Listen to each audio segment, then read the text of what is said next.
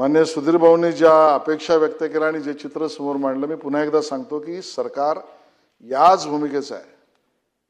माझ्या कुठल्याही माता भगिनीबद्दल, तिच्या चारित्र्याबद्दल, तिच्या असभ्य आणि अश्लील दाखवण्याबद्दल कुठली भाषा, चित्र, हावभाव याबद्दल कठोर ते कठोर संविधानाअंतर्गत कायदेशीर कारवाई झाली पाहिजे. यात कुठेही सरकारची भूमिका नाही की असं करणाऱ्याला परत तसं करता येईल किंवा करावं असं वाटावं अशा मनातच विचार नये एवढी त्याच्यावर दंड आणि कारवाई झाली पाहिजे. आणि म्हणून या पद्धतीची भूमिका असली तरी आपल्या संविधानाचं एक सिद्धांत आणि प्रमेय आहे, जे विविध सर्वोच्च न्यायालयाच्या निवाड्यांमध्ये स्पष्ट झालेलं आहे की bail is a right and jail is a exception.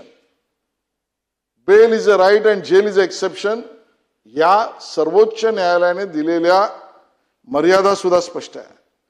आपण नेहमी ज्याचा उल्लेख करतो सुधीर भाऊ, की आपल्याला कायद्याची व्यवस्था अशी करायची की त्यामध्ये जरूर जो दोषी आहे त्याला कडक, पण प्रमेय सिद्धांतामध्ये आणि संविधानामध्ये जो आहे 100 दोषी सुटले तरी चालतील, एक निर्दोष शिक्षित होता कामा नये.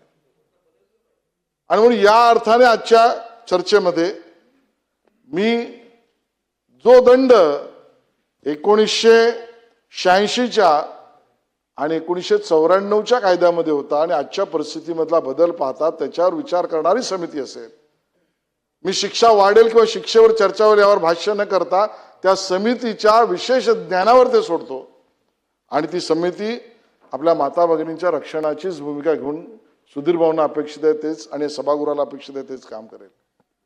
राहिला विषय अमित भाईंचा माझ्यावरचा आशीर्वादाचा, मला याची पूर्ण माहिती आहे की जेवढं प्रेम माझ्यावर आहे तेवढंच या सभागृहातल्या भारतीय जनता पक्षाच्या सर्व सदस्यांवर अमित भाईंचं आहे.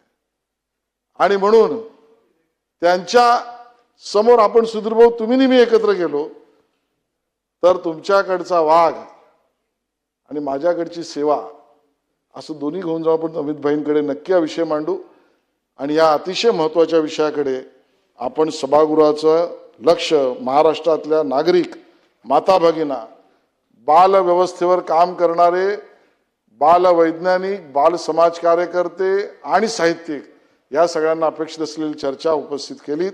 त्याबद्दल या समितीत सर्वंकष विचार होईल आणि म्हणून हे विधेयक आपण मागे घ्यावं अशी मी आपल्याला विनंती करतो.